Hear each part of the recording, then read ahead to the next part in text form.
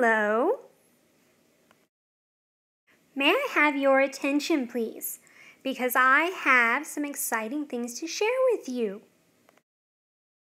So let's start with my name. My name is Mrs. Sauvignon, but you can also call me Mrs. S. And before I tell you about all things school counseling, let me tell you a little bit about me. First of all, I love chocolate. I really, really love chocolate. Cake, cupcakes, hot chocolate, brownies.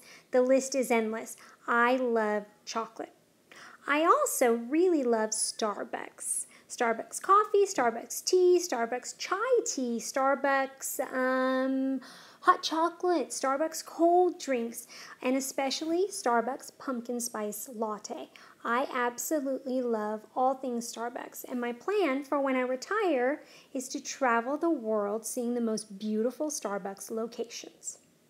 Also, I have 4 kids. 4.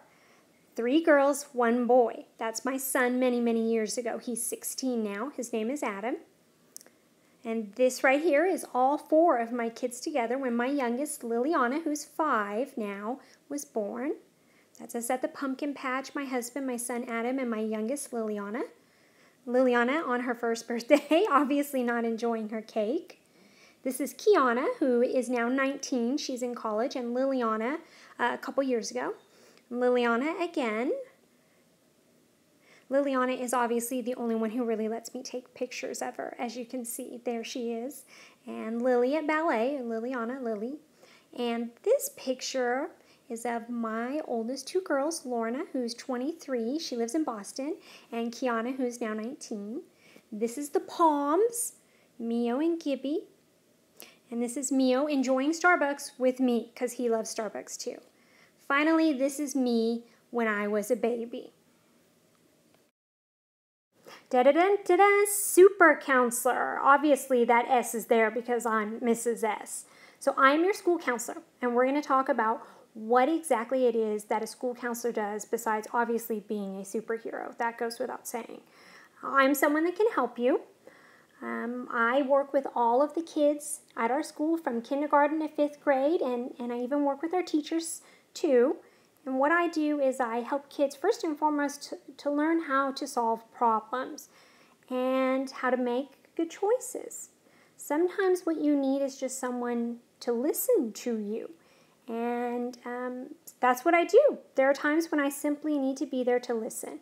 And I help you to do your best at everything. So whether it's school or home or with friends, I help you to do your best and to feel your best with everything that you do. And that's why I love being a school counselor, because every day really is a brand new adventure. Let's take a look at my office. This is my office door. And this is when you first look into my office, you see my hot pink teepee. And my table, chairs, couch, bench. I have a lot of seating, that's for sure. You'll notice that my office is kind of a hot pink and teal turquoisey color. And you can see there the doorway to the hall. I'm located in 1st grade. My office is right next door to Miss Story. If you've been to the counselor's office, and last year or any time before, that office is no longer for the counselor, but I'm located right across the hall from there, and you'll see my bulletin board and you'll see my door, and if you look in the door, you'll see my teepee, so you'll know where I'm at.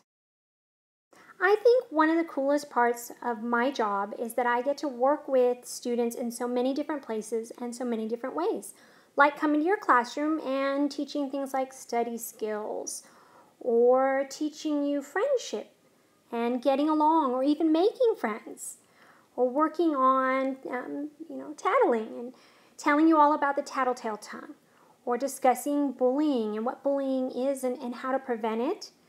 And one of my favorite things to teach is college and career. I love career day. I love teaching you all about college and how to get in and pay for it and apply, and the careers that you can get after you go to school. I also like teaching people just about kindness. And part of that will be our KC club, our Kindness and Compassion Club. I like to teach being responsible And what's probably really interesting is I also teach some yoga and some calm down, de-stress techniques. Finally, problem solving. And whether I'm going to your classroom, like I said, to teach this, or I'm working with you in a small group in my office, and even at lunch, sometimes I'm working with you during lunch in a lunch group or in a lunch bunch. And you bring your food to my office, you eat, and we work on things together, and we talk about things, and I have games and activities and all sorts of stuff that we do in there during that time. There's also times when you have a problem that isn't something that's right to talk about in your classroom or even with a small group in my office. So you come to see me individually, and we do a little individual counseling. And we talk through things together, but these are things that may be private that you prefer to discuss with me alone. There are lots of things that you can discuss with your school counselor, like stress or anger, getting along, working together, cooperation, sadness or feeling lonely. Maybe you feel left out. Or also problems at home. Maybe there's fighting, or you're worried, or you don't have enough food. You can talk to me about problems at school too. Or issues, with your parents, if they're fighting or separated or divorcing. Or if you're scared or worried or even nervous about something. You can also work on self-control with me and learning how to handle your impulses, and work on anger and feeling better and learning how to be happy. But wait, there is so much more. Besides working with students and teachers, I also work with parents in lots of ways. I teach classes to parents, sometimes at night, sometimes during the day, or even on the weekend, about all sorts of things, technology things, or parenting, or helping your child be successful in school, or working with your child's teacher. I offer lots of programs for our parents. I also help parents when they need community resources, like finding help getting food, or maybe finding a coat or clothes at times when you might need them, and times when you need help finding a place to live, some housing or some shelter. I also help with that. And that's something that your parents can talk to me about, but that's always something that you can talk to me about as well. Now, I know it can be hard to find someone to talk to when maybe you're having problems at home or you're worried about things at home. Your school counselor or your teacher are both great people for you to talk about when you have problems or you're worrying about something. That's one of the things that we're here for, and that's my entire job as a school counselor. I know that in just a few minutes I covered a whole bunch of stuff about what the counselor does. I talked about coming into your classroom and teaching your whole class stuff. I talked to you about meeting with me in small groups at lunch and at different times. And I also talked to you a little bit about if you have something that you need to talk to me about all by yourself. But what I haven't told you is how to see the counselor, and I'm sure you want to know, how do you ask to see me? Let's start with emergencies. Those things that absolutely cannot wait. So an emergency is not a small problem that it'll be okay if we wait, just a little bit of time to deal with it. An emergency is something that has to be dealt with right away.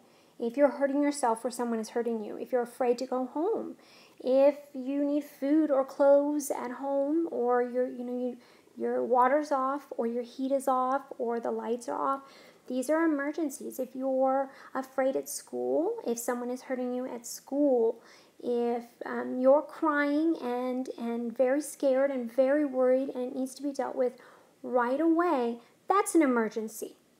And it's important that we understand what is an emergency and what isn't, because if we treat every problem like an emergency, those people who are really having an emergency and it's a big, big problem, they won't be able to get to me in time because I'll have so many people coming to me with their emergencies, which may be gossip, or that you're worried about the STAR test, which is several months away, or something that is a smaller problem that certainly is important, but that we can deal with later.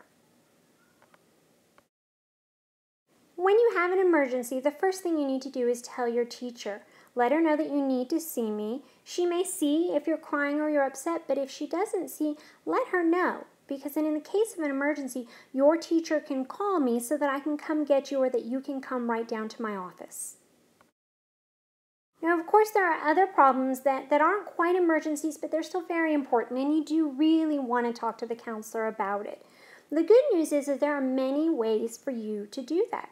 First of all, you can go on the computer, and your teacher can give you the link, and you can fill out a form from the computer without ever leaving your classroom. If you're not at school and you're at home, you can still get it from my website and fill out the link, or your parents can get it from the website and fill out a link or call me. Either of those are great ways to let me know that you need to see the counselor. Another option is to leave a note in my mailbox, and this is the bulletin board that's right by my door. And you'll remember earlier I showed you the picture of my door, and you can see it says, "Where is Mrs. S?" So you know that that's the right door. And remember I said I'm down in the first grade area.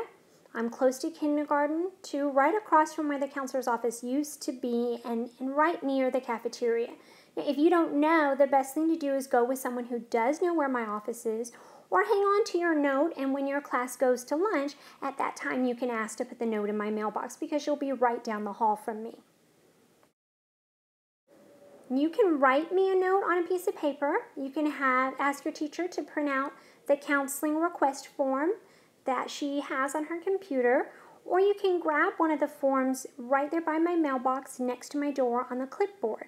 Please make sure that whether you put it on the form or you write it on a piece of paper, that you put both your first and last name and your teacher's name. Without that information, I won't be able to find you. So if you just put your first name, I'm not going to be able to find you. I need your first and last name and your teacher's name. Those are the most important things. After that, I need to know what type of problem you're having so that I can make sure that I take care of it quickly. So please, write a little bit about what's going on. And on the counseling request form, there's a place for that. But if you put it on a piece of paper, make sure you write down that information. Now, if you don't know where my office is and you don't want to ask somebody, and maybe you don't have internet access at home, so you're not able to go onto my website and get a counseling request form, there are other ways to see me. I am in the hall all the time. So if you see me in the hall, you are welcome to stop me and let me know that you need to see me, as long as it's all right with your teacher. If you're walking in line and you guys are in a hurry going somewhere, please make sure that you let her know that you're going to talk to me. If you see me in the cafeteria, I go in there frequently just to get kids or to pick up people for lunch groups or just check on things. You can stop me then and let me know that you need me. If I come to your classroom for a lesson, which I will do pretty much every month, you can give me a note then, or you can talk to me briefly after the lesson.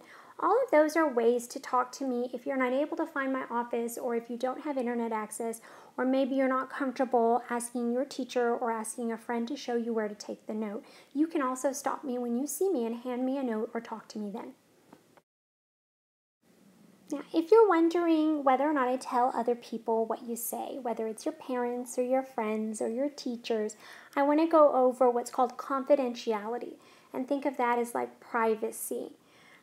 When you talk to me, most of what you say is confidential, is private. You say it to me, and I don't say it to anybody else. Unless someone is hurting you, you want to hurt someone, or you want to hurt yourself.